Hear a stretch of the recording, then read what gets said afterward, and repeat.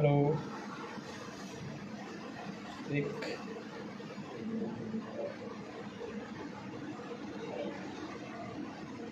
Live तो दिखानी चाहिए नहीं है।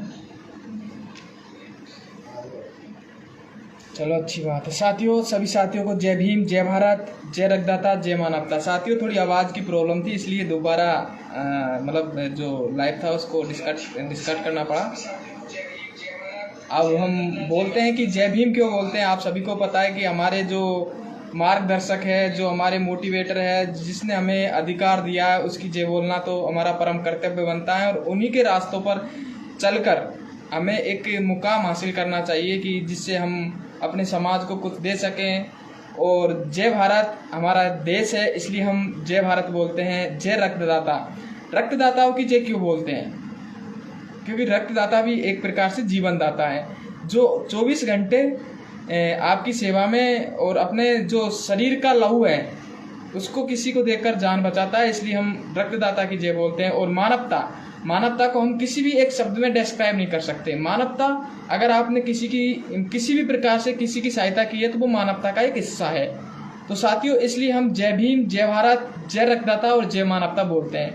साथियों आज का लाइव स्टूडेंट वर्ग के लिए बहुत ही महत्वपूर्ण होने वाला है कि आज हम जिस स्टूडेंट या जिस शख्सियत से मिलने वाले हैं वो एक औसत छात्र था जो आज सरकारी जॉब कर रहा है। तो साथियों इसलिए आप सभी इस लाइव को ज़्यादा से ज़्यादा शेयर करें जिससे कि हर स्टूडेंट के पास में लाइव पहुंच सके।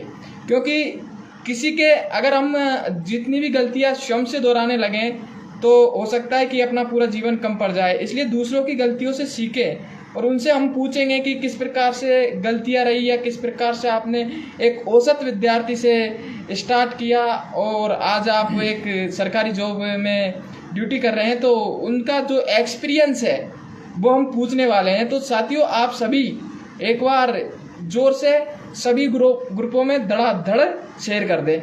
आप सभी का वेलकम। भाई रामरूप जी, वीरेंद्र सिंह जी, मनमोहन जी, सभी आप साथी जुड़ रहे हैं तो एक बार ग्रुप में व्हाट्सएप स्टेटस पे या ग्रुप में जितने भी व्हाट्सएप पे जितने भी ग्रुप हैं उनमें सब में शेयर कर दें। क्योंकि अपना वीडियो एक स्टूडेंट वर्ग के लिए है, ना कि किसी पर्सनल जो मोटिव है उसके लिए नहीं है, सभी साथियों के लिए है। तो सभी साथी एक बार शेयर ज़रूर करें। एक बार शेयर करते फिर आपको हम मिलाते हैं जल्दी। आपका ज़्यादा टाइम ख़राब नहीं करेंगे क्योंकि आप भी सभी बिजी टाइम है।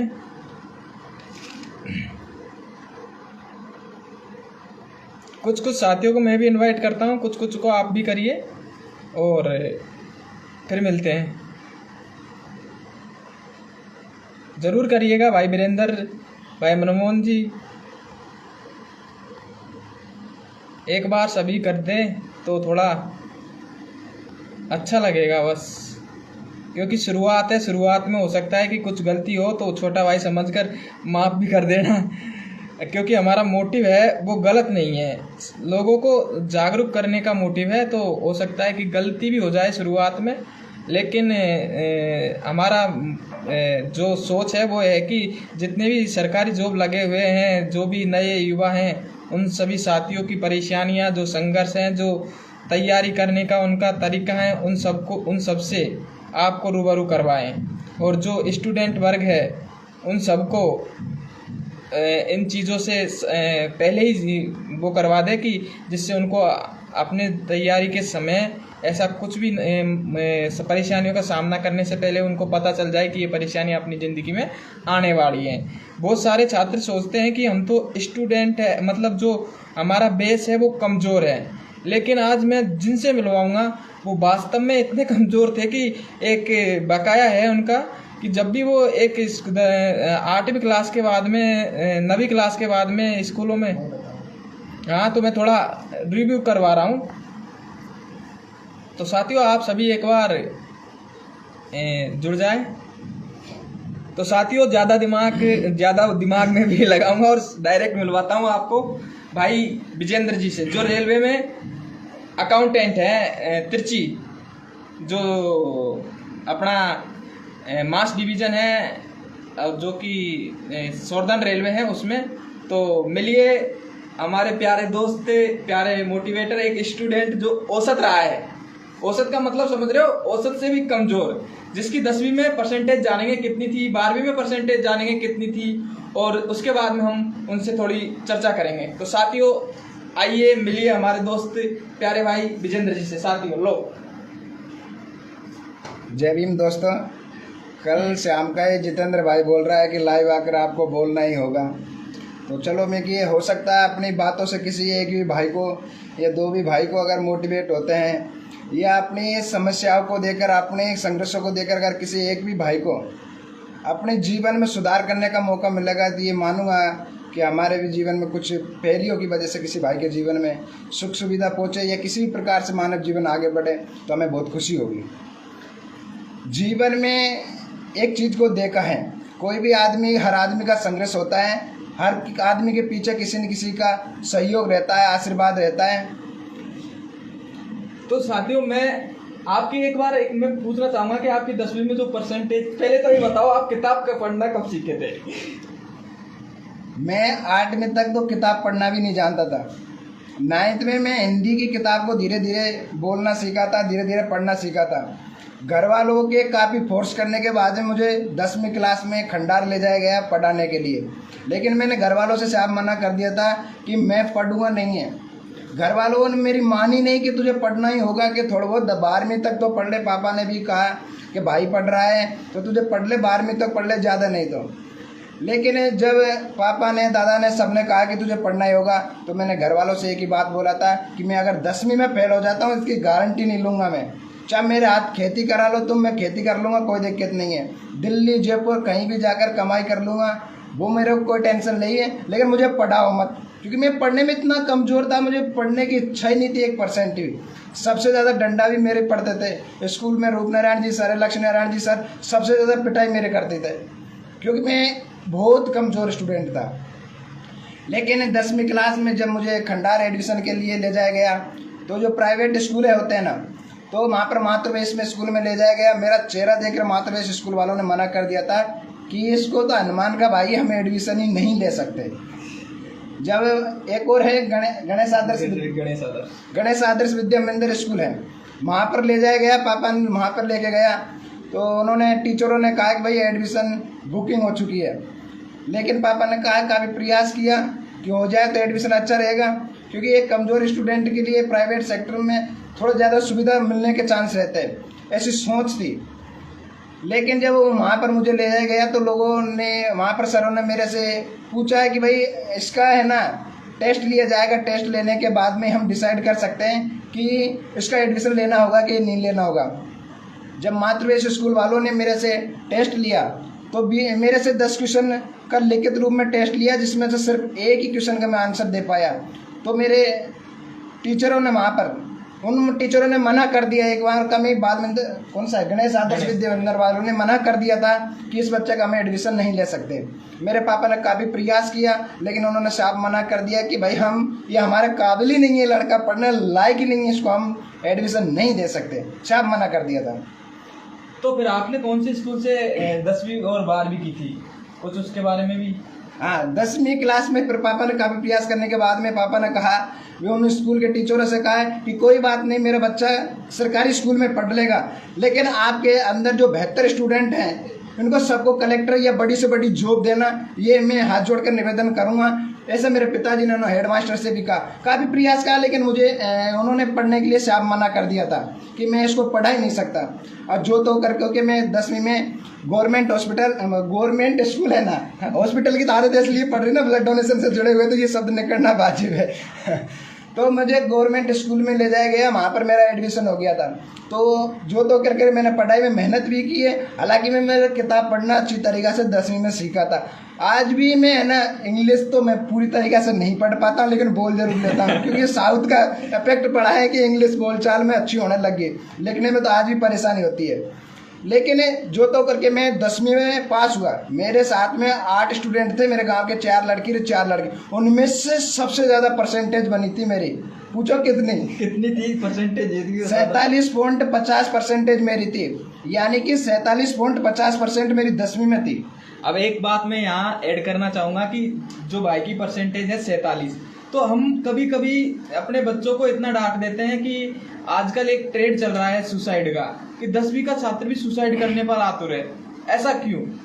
साथियों, अगर आप सरकारी नौकरी में जाना चाहते हो तो आपके जो परसेंटेज है वो कोई मायने नहीं रखेगी, सिर्फ ये जन्म तिथि, नाम और पापा का नाम देखने के ही काम आती है। तो साथियों, एक बार कभी भी आप, कोई भी स्टूडेंट है या कोई भी अपने जो पेरेंट है, वो कभी भी अपने बच्चों को इतना दबाव नहीं लाए कि वो खुद अपने मतलब कुछ गलत करने के इरादा कर सके। तो साथियों, अब कंटिन्यू करते हैं। भाई ने 10वीं में 47%, याद रखना 47% वाला एक स्टूडेंट कैसा हो सकता है, कितना होशियार हो सकता है, वो आप सब जानते हैं। तो एक बार आप शेयर करते रहें, बस थोड़ा ध्यान रखें। शेयर से क्या हमारा भी हौसला अफजाई होगा। आप सभी रामकेश भाई, ओम सिंह प्रजापत, समीर सिंह आपके बारे में बोल देंगे भाई आप बहुत ही एक अच्छे रनर हैं। तो आप भी अब जॉब कर रहे हैं तो बहुत खुशी है। हमारे ओम प्रकाश भाई और हमारे रामकेश जी, तो सभी साथी जॉब में हैं। भाई विष्णु जी, आप सब एक बार शेयर जरूर करें दबा के। तो साथियों, अब भाई से और भी इनके एक्सपीरियंस है वो जानते हैं। 10वीं के बाद में आपने शायद उर्दू ली थी? नहीं, मैं 10वीं में मेरी शादी हो गई थी, तो मैंने तो सोच लिया था कि अब पढ़ाई से मेरा मोह या कोई मतलब ही नहीं था। लेकिन जो शादी के बाद में मेरा रिजल्ट आया, जैसे मैं पास हुआ, तो खुशी का माहौल हो गया था, अंदर से दिल खुश हो गया था कि जो मेरी इच्छा ही नहीं थी पढ़ने की, उसमें मैं पास हो गया। तो मेरे अंदर से वाइफ ने मुझे बहुत सपोर्ट किया। आज मैं इस चीज़ पे हूँ तो वाइफ का बहुत ज़्यादा सहयोग रहा, इस वजह से मैं इस मुकाम पे पहुँचा हूँ। लेकिन जब मैं 11वीं में सावनगर स्कूल में मेरा एडमिशन करवाया गया, तो कई टीचरों के और कई लोगों के कहने पर मैंने उर्दू भी ले ली थी। उर्दू मेरे 11वीं में थी। उर्दू लेने के बाद में मैं 11वीं में केवल कक्का ही सीख पाया उर्दू में। मैंने फिर 12वीं में कई लोगों से, टीचरों से सलाह ली कि सर मैं 12वीं पास नहीं कर पाऊंगा उर्दू में। तो जैसे तो से करके रूपनारायण जी गुरुजी थे गुज्जर, उन्होंने कहा कि बेटा तू उर्दू ले ले, बाद में पछताएगा। मैं नहीं सर, मुझे तो हिंदी लेनी है। जैसे तैसे करके मैंने हिंदी ले ली। 12वीं में अच्छा थोड़ा प्रयास किया और ग्रोथ किया और मेरी 66% बनी थी। तो उस टाइम पे मुझे बहुत ज़्यादा मोटिवेट हुआ कि एक कमज़ोर था, मुझे पढ़ने में कतई रुचि नहीं थी दूर दूर तक। हालांकि वो बात अलग है कि इंग्लिश में 10वीं मारे 46 नंबर आया। 2 साल मेहनत करने के बाद में 1 नंबर बढ़ा, यानी कि 47 नंबर आया था मेरा 12th में। फिर भी अपन ने जो देखा, जिंदगी में कहीं उतार चढ़ाव आते हैं, कहीं संघर्ष भरी कहानी रहती है। जैसे तैसे हमने पढ़ाई स्टार्ट की है। शुरू में मतलब कि ऐसा नहीं लगता था कि मैं जॉब भी लग जाऊंगा, खुद के अंदर जुनून नहीं था कि मैं जॉब भी लग जाऊंगा। जैसे 12वीं पास करी तो मैं टीचरों की संगत में था। राम लखन जी बांगड़दा वाले, विजेंद्र जी पिपलेट वाले, वो उन दोनों टीचर की तैयारी कर रहे थे, रीट की तैयारी कर रहे थे। तो मैं उनका रूम पार्टनर रहता था उनके पास में, उनके बर्तन धोता था। सबसे ज़्यादा पिटाई भी मेरी लोग करते थे, क्योंकि मैं पढ़ने में तो गधा था उनकी नज़र में, और गधा ही था वास्तव में। मुझे पढ़ने का कोई शौक नहीं था इतना, लेकिन घर वालों का और आप लोग जैसे भाइयों का काफ़ी प्यार और सपोर्ट मिला। फिर चलता रहा पढ़ाई की। 2018 की वैकेंसी थी, तो 2018 की वैकेंसी के अंदर मैं कुछ भी हो फेल हो गया था। 2018 की वैकेंसी में मेरा हुआ नहीं था। साथियों, अब हम इनके संघर्ष के जो दिन हैं उनमें इनका एक चैप्टर होता है इनकी वाइफ का।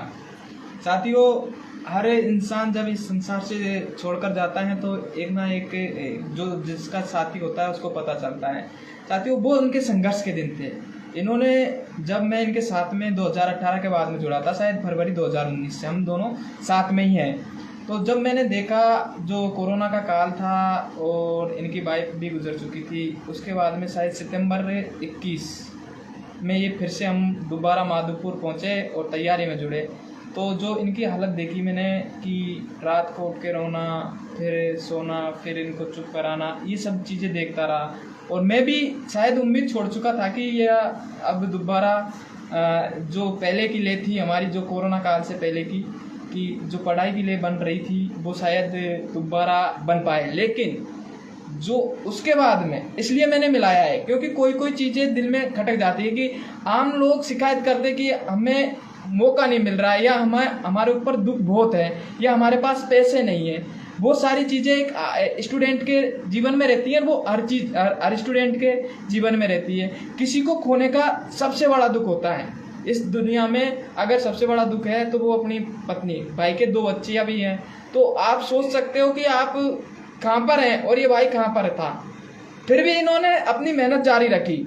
और मैथ में तो अभी हमने पूछा ही नहीं था, कि जब हम आए और हमने दोबारा पढ़ाई स्टार्ट की, तो भाई की मैथ जो 2 2 4 कहने में भी 2 सेकंड 4 सेकंड लग जाते थे कि 2 2 4 होते हैं, क्योंकि ये 2 2 4 तो नॉर्मल है, लेकिन अगर अपन थोड़ा बढ़िया सा जोड़ भी पूछ लेते थे तो लगता था कि हाँ जोड़ आएगा ही नहीं। हाँ भाई की हिस्ट्री और इकोनॉमिक जो जीके का पोर्शन था वो बहुत ही मजबूत था, लेकिन जब वाइफ का एक्सपायर हुआ तो उसके बाद में वो भी मुझे लगा कि बहुत कमज़ोर हो गई। लेकिन फिर दोबारा एक बार फिर हम 2022 में पहुँचे। 2022 में जब हमें एग्ज़ाम का पता चला कि हमारी एग्ज़ाम बहुत नज़दीक है, तो हम दोनों साथ में ही थे। तो साथियों, हम पूछते हैं कि जो मैथ का जो मैथ वाला था वो क्या कैसा है, कैसे इम्प्रूव किया? जिंदगी में दुखों का आना पार्ट्स ऑफ लाइफ है। यानी कि ज़िंदगी में सबके पास में दुख आता है, किसी के पास में ज़्यादा आ जाता है, किसी के पास में कम आता है। ज़िंदगी में दुख सबके पास में होता है, लेकिन ज़िंदगी में दुखों से चीर फाड़ कर आगे बढ़ना ही तो ज़िंदगी की सबसे बड़ी कला होती है। क्योंकि ये मेरे पापा जी बोलते थे, सबके पापा बोलते, मम्मी पापा बोलते, पापा बोलते थे कि बेटा अगर मैं खेती नहीं करूँगा फसल भी गड़ जाती है, भाव भी रेट भी सही नहीं आता है, नुकसान भी होता है, सब कुछ होता है, लेकिन हम खेती करना थोड़ी छोड़ जाते हैं। सबके माँ बाप कहते हैं, ये सब चीज़ मजदूर वर्ग से सब अपन समझते हैं अच्छी तरीक़ा से। लेकिन उन संघर्षों को हम जब घर वालों के संघर्षों को देखते हैं, लेकिन मैंने सबसे ज़्यादा मेरे मोटे माइंड में ये था कि मैं 5 साल बाद में मेरा लाइफ का हिस्सा क्या होगा। यदि आज मैं टूट कर वहाँ पर ही रह जाऊँगा तो मेरी बेटियों का, मेरा परिवार का भविष्य क्या होगा। मेरे परिवार को मेरे से कितनी उम्मीद है, ये अगर ये उम्मीद वहाँ के वहीं धरी रह जाती और आज मैं इस स्टैंड पे खड़ा नहीं होता। इसके पीछे वाइफ का बहुत बड़ा महत्वपूर्ण योगदान था, भाई भाभीियों का महत्वपूर्ण योगदान था, माँ बाप का सबका महत्वपूर्ण योगदान रहता, और आप जैसे प्यार और भाइयों का पूरा सपोर्ट मिला। इन लोगों ने मुझे, जो रूम पार्टनर थे, जितेंद्र भाई थे, सुनील थे, सब लोग, प्रेमराज जी, सब मतलब जितने भी फ्रेंड सर्किल वाले वहाँ पर थे, सब लोगों ने सपोर्ट किया मुझे, है ना, डाटस बनाइए। मतलब मैं पागल की तरह रहता था 6 महीना तक, मुझे खुद को पता नहीं था मैं किस हालात से गुजरा हूँ। वो समय था, एक दौर था जब निकल गया। लेकिन यह है कि ज़िंदगी में उतार चढ़ावों का आना जरूरी है, लेकिन हमें उनसे कभी भी पीछे नहीं हटना चाहिए। और रही बात ये मैथ इनके, तो मेरी मैथ वास्तव में बहुत कमज़ोर थी, लेकिन भैया मैंने टेक्स्ट बुक नाम की सीरीज आती है, उसको रेगुलर यूज किया। हर 3 दिन में मैं टेस्ट देता था, एनालिसिस करता था। मुझे लगता था कि यार मैं किस पार्ट्स में कमज़ोर है, तो मुझे, है ना, उनमें ऑटोमेटिक, है ना, पढ़ाई ज़्यादा करता था उनकी। और हम टेस्ट में हम क्या, मेन उद्देश्य ये था कि अपना जो सर्कल होती है, अपने रूम पार्टनर होता है, उनका महत्वपूर्ण योगदान रहता है। क्योंकि हम जब मलकान भाई जी इस चीज़ को बेहतर तरीका समझते कि ये भी 3-4 रूम पार्टनर थे, 3-4 दोस्त है ना, जॉब लगे, तो ये अच्छी तरीका समझ पा रहे इस चीज़ को। क्योंकि हम जब 3 रूम पार्टनर थे, काड़ूराम मीणा, राज भारत और जितेंद्र भाई और मैं, तो हमने इस तरीक़ा से माहौल बना दिया था कि टेस्ट देते थे तो किसी के नंबर ज़्यादा आ रहे, किसी में कम आ रहे, किसी के ज़्यादा आ रहे, तो हम एक दूसरे से आपस में टेस्टों पर चर्चा करते थे कि यार इसके इतने ज़्यादा आ रहे हैं, तो हम उससे ज़्यादा मेहनत करने की कोशिश करते थे। लोग आपस में, हम जलन नहीं थी, लेकिन एक दूसरा से जिया जलते थे कि इससे कम आए तो अपन ज़्यादा करने की कोशिश करा। तो हम तीनों ने इस तरीक़ा से माहौल बनाया, तब जाके हमें अच्छा माहौल बनने के बाद में लोगों ने तो यहाँ तक भी कह दिया था, मेरे घर वालों से ये तक भी कहते थे कि भाई ये बच्चा राजनीति में आ चुका है। क्योंकि जब ब्लड डोनेशन एक मानव मूवमेंट से जुड़ चुके थे, तो कई लोगों ने इग्नोर भी किया। पापा वो घर जाकर तो, है ना, इतना कमेंट करते थे कि नेता बन गया, यो बन गया, वो बन गया, ऐसा खूब कहते थे। लेकिन लोगों को कहने से फ़र्क नहीं पड़ता, आपको खुद को अपनी काबिलियत पर जब विश्वास होता है ना, तो वास्तव में सफल होता है। ऐसी कोई चीज़ नहीं है, अगर आपको खुद ने ठान लिया, मन में ठान लिया कि भाई मैं कर सकता हूँ, तो आप कर सकते हैं, 100% कर सकते हैं। अभी एक चीज़ होता है कि जो आम स्टूडेंट होते हैं, जो अपने ज़्यादातर जो गरीब परिवार से ताल्लुक़ रखते हैं, तो उनको शायद पैसों की बहुत ज़्यादा दिक्कत रहती है। तो आप इस पे कैसे मैनेज करते थे? और एक चीज़ और रहेगी कि आप आगे भविष्य में इस जो गरीब बच्चे हैं उनके प्रति भी आपकी क्या सोच है, वो मैं आपसे जानना चाहता हूँ। एक तो थिंकिंग दिमाग में से ये निकाल देना चाहिए कि मैं गरीब हूँ। घर वाले अपने आप में आपको खूब अमीर बना के करते हैं उनकी हैसियत के अकॉर्डिंग।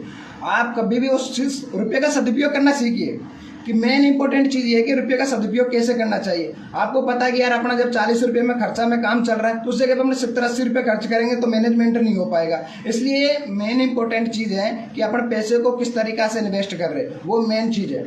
और आने वाले समय अपना तो उद्देश्य ये है कि हम समाज के लिए बेहतर करें।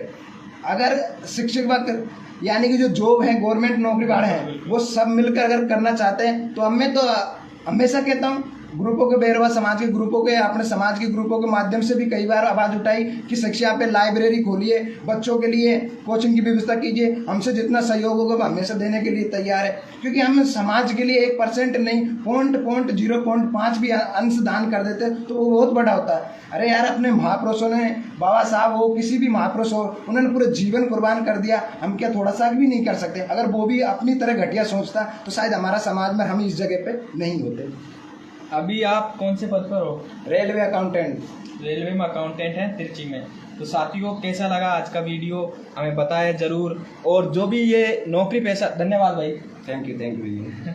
जो भी नौकरी लगे हैं उनसे मैं सबसे कांटेक्ट करने की कोशिश करूंगा कि वो अपने एक्सपीरियंस हैं वो आप सब स्टूडेंट के सामने शेयर करें कि किस प्रकार से उन्होंने संघर्ष के दिन देखे और किस प्रकार से वो आज एक अच्छे मुकाम पर, क्योंकि हम सरकारी नौकरी को ज़्यादा तवज्जो देते हैं तो सभी लोग भी सरकारी नौकरी की तरफ जा रहे हैं। तो स्टूडेंटों से कहना यह है कि भाई का जो संघर्ष था 10वीं में 47% अगर एक आम व्यक्ति की एक आम स्टूडेंट की बनती है तो फिर सोचते हैं कि ये स्टूडेंट क्या पढ़ेगा। घर वाले भी सोचते हैं अपने कि हमारा बच्चा पढ़ नहीं सकता है, अब पढ़ेगा तो नौकरी नहीं लग सकता। लेकिन जब मन में ठान लिया सो ठान लिया।